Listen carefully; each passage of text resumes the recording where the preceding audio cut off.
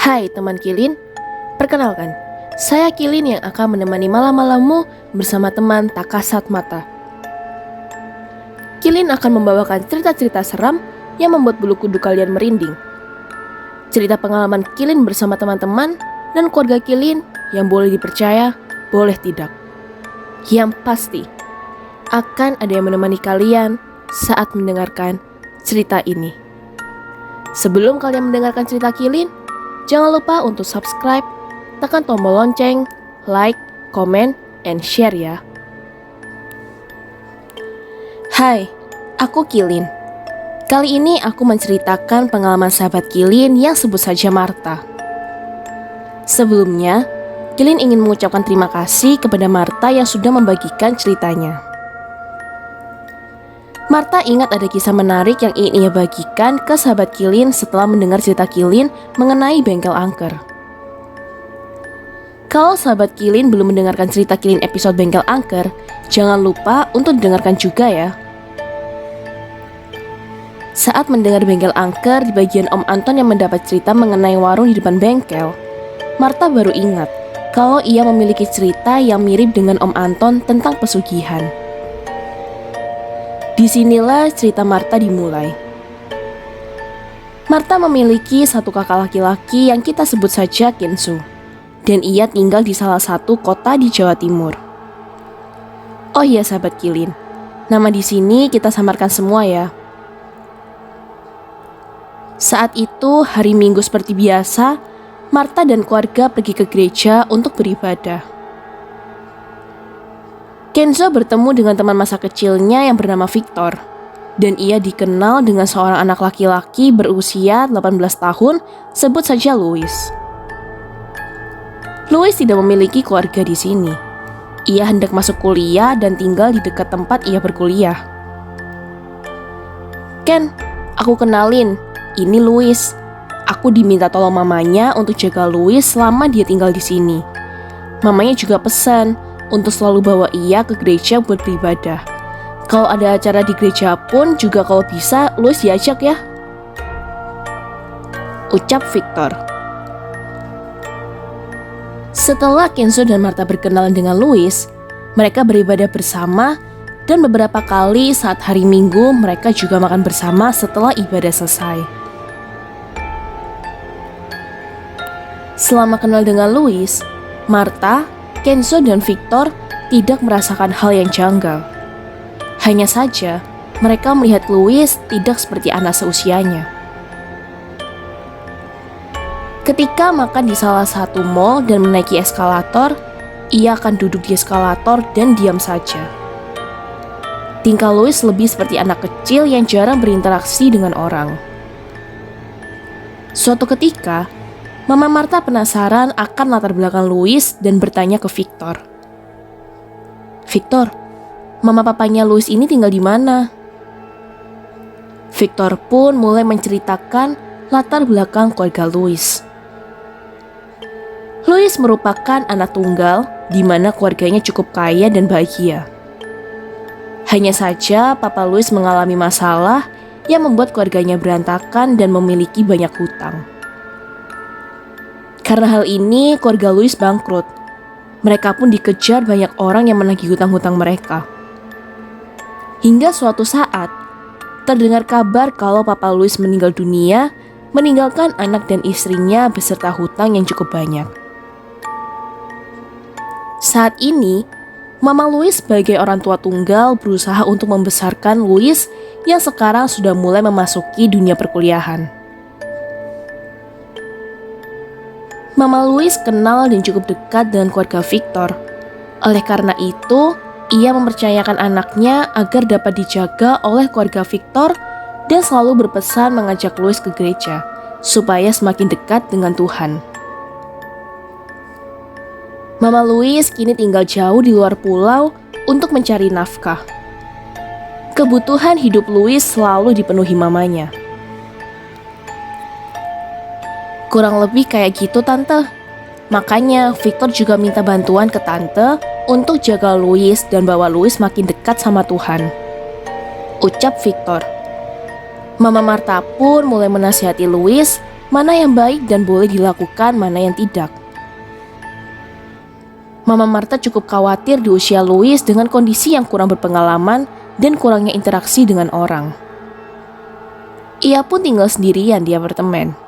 Meskipun lokasinya dekat dengan tempat tinggal mereka, tapi tetap saja Mama Marta khawatir ada yang menggunakan kesempatan untuk menipu orang sepolos Louis. Ingat baik-baik ya Louis, kamu udah besar. Tante, om dan juga kakak tidak bisa mengawasi kamu 24 jam. Nasihat Mama Marta sekali lagi. Iya tante, terima kasih, jawab Louis dengan sopan. Suatu ketika saat kembali bertemu sepulang gereja, Louis bercerita. Tante, om, Louis lo sering mimpi aneh. Mimpi apa kamu Louis? Tanya Mama Marta. Louis kayak di satu tempat, tapi tidak tahu itu di mana. Tempatnya gelap sekali tante, dan kayak banyak wajah aneh dan juga seram yang ngejar Louis. Louis takut sambil lari, sampai pernah karena terlalu takut saat bangun dari mimpi Louis nangis tante. Cerita Louis. Kalau Louis mimpi seperti itu lagi dan saat bangun, Louis langsung berdoa ya, minta sama Tuhan untuk melindungi Louis. Ucap Mama Marta. Awal Louis menceritakan mimpi anehnya, mereka tidak berpikiran hal yang aneh. Karena mereka berpikir bunga tidur mungkin hanya mimpi buruk. Karena trauma kejadian yang sudah menimpa Louis, di umurnya yang masih kecil sudah harus menghadapi ujian hidup yang cukup berat. Hingga setiap kali bertemu Louis, selalu menceritakan hal yang sama. Dan ia bilang kalau akhir-akhir ini, ia sering memimpikan hal yang sama dan semakin seram. Apa apartemennya Louis yang horor ya tante? Louis pindah apartemen aja gimana? Louis takut sampai gak berani tidur tante. Ujar Louis. Mama Marta pun bingung tidak bisa menjawab. Ia prihatin dengan anak satu ini. Belum lagi memang akhir-akhir ini mereka melihat Louis tampak pucat. Pandangannya kosong, tidak seperti awal bertemu. Louis, setiap kali terbangun sehabis mimpi, apa langsung berdoa seperti yang tante bilang? Louis, apa minggu depan ada jadwal kosong? Tante ada doa bersama setiap minggunya. Dan ada salah satu pendeta yang memang diberi karunia khusus sama Tuhan. Siapa tahu beliau bisa membantu Louis. Nanti hari sama jamnya tante WA ya Louis. Ucap Mama Marta. Baik tante, kabari ya tante. Jawab Louis dengan suara yang tampak lesu. Selesai berdoa dan beribadah, Mama Marta yang sudah menceritakan kondisi Louis ke pendeta itu pun mengenalkan Louis. Pak Pendeta, ini Louis yang saya ceritakan beberapa hari yang lalu. Saya minta bantuannya Pak untuk dibawa dalam doa agar Louis tidak bermimpi buruk tiap malamnya. Ucap Mama Marta.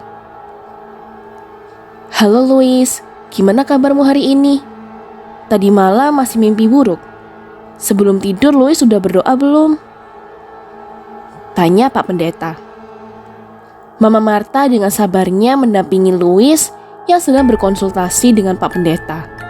Dan mereka berdoa bersama agar Louis dapat tidur dengan nyenyak dan tidak bermimpi buruk kembali. Louis, saya mau bicara dengan tante. Apa boleh Louis duduk di depan dulu ya? Ucap Pak Pendeta. Baik Pak, saya permisi dulu. Jawab Louis yang kemudian meninggalkan Pak Pendeta dan Mama Marta berdua. Begini Bu, mohon maaf sebelumnya. Ibu bisa tanyakan ke orang tua Louis untuk kebenarannya. Tadi saat Louis pertama datang untuk mengikuti doa bersama, saya melihat ada sosok hitam besar yang mengikuti Louis. Hanya saja sosok itu tidak mengikuti Louis sampai dalam. Louis pun selama berdoa dan tadi saya ajak ngobrol, kelihatan lebih fresh dibandingkan pertama kali saat dia datang, Bu. Saya mau bilang tapi nggak enak. Kasihan Louis ini. Mimpi yang ia alami tiap malam karena memang ada sosok yang mau membawa dia. Maaf kalau saya salah bicara ya, Bu. Ini berdasarkan penglihatan saya saja. Cuma saya akan tetap bantu dalam doa agar Tuhan selalu menjaga Louis. Agar kuasa gelap tidak mengikuti Louis. Masa depan anak ini masih panjang. Tapi karena ada satu hal pribadi yang tidak bisa dijelaskan, Louis malah jadi korban. Jelas, Pak Pendeta. Sebentar, Pak. Saya masih belum bisa mengerti dengan jelas. Maksud ini semua apa ya? Louis kenapa kok bisa jadi kayak gini? Dia jauh dari mamanya, Pak. Cecar Mama Marta. Coba Ibu cari tahu terlebih dahulu saja. Karena saya mau menjelaskan juga susah, Bu. Belum tentu dipercaya. Dan juga kalau tidak ada bukti, jatuhnya saya memfitnah. Sekarang kita cuma bisa berusaha untuk selalu berdoa, memberikan semangat dan hal-hal positif lain agar Louis auranya bisa kembali cerah. Jawab Pak Pendeta. Setelah mengobrol cukup lama dan panjang, Mama Marta membawa Louis pulang dan mengikuti arahan-arahan Pak Pendeta agar Louis dapat hidup dengan normal. Setelah beberapa minggu berlalu, Victor kembali membawa cerita yang cukup membuat terkejut, dan saat dipikir kembali apa yang diceritakan Victor cukup masuk akal dan berhubungan dengan apa yang dikatakan Pak Pendeta saat doa bersama. Ada cerita tentang mamanya Louis. Sekarang hidupnya sudah jauh lebih baik dan ia sudah melunasi semua hutang suaminya. Ada yang bilang kalau Mama Louis ikut pesugihan karena dalam waktu yang singkat ia bisa memulihkan kondisi keuangannya. Hal itu sangat mustahil bukan di zaman sekarang? Ucap Victor. Setelah mendengar cerita Victor dan Louis tentang mimpinya yang semakin hari semakin seram, Louis selalu merasa banyak sosok yang ingin mengejar dan menangkapnya. Sosok yang ia lihat juga semakin menakutkan. Mama Marta kembali menemui Bapak Pendeta untuk berkonsultasi.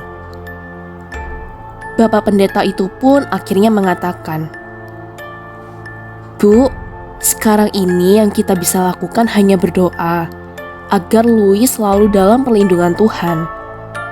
Louis pun harus berusaha untuk semakin dekat dengan Tuhan. Karena memang saat ini Louis sudah diikat dan diambil jiwa dan raganya." Apa benar, Pak, Louis dijadikan tumbal mamanya? Tanya Mama Marta kembali meyakinkan. Kalau langsung bilang iya tanpa bukti, jatuhnya kita ngefitnah beliau ya, Bu. Hanya saja memang dalam penglihatan saya, Louis ini sudah dijadikan jaminan untuk kepentingan pribadi seseorang. Dan orang itu sebenarnya menyesal, hanya saja tidak ada pilihan. Maka dari itu, ia menyuruh Louis agar sering beribadah dan mendekatkan diri dengan Tuhan supaya Louis memiliki waktu lebih banyak di dunia ini. Mama Marta yang mengetahui kebenarannya pun hanya menangis dan berharap yang terbaik untuk Louis. Kini setiap bertemu dengan Louis, Mama Marta hanya melihatnya dengan iba. Hingga Louis berkata, "Tante, Louis sekarang sudah mulai terbiasa sama mimpinya Louis. Hanya saja mimpi buruknya sudah tidak sesering dulu. Karena Louis langsung berdoa setiap kali mimpi itu datang. Louis sesekali juga melihat ada bayangan hitam lewat kalau Louis ada di apartemen. Kalau Louis takut, Louis juga langsung berdoa, Tante." Setelah mengucapkan hal itu, ada jeda beberapa menit. Dan kemudian Louis kembali berkata dengan sedih, "Louis juga tahu mimpi buruk Louis ini berasal dari mana kok, Tante.